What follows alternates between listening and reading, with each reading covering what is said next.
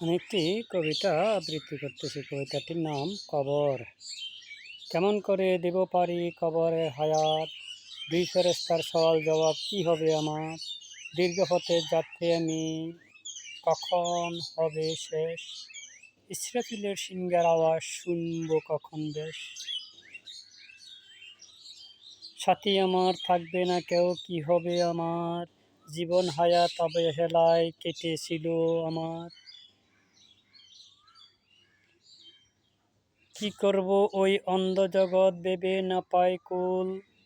আগে যারা আসলো গড়ে মিশে জগৎ ছেড়ে, তাদের এখন কি অবস্থা বুঝি না যে আর।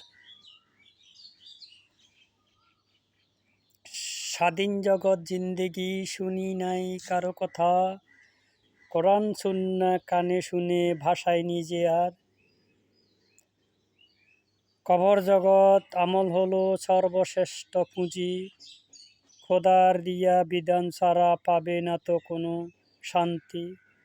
কিয়ামতের আগ পর্যন্ত থাকতে হবে ওই জগতে, ভালো কাজ করলে তুমি শান্তি পাবে ওই কবর জগতে।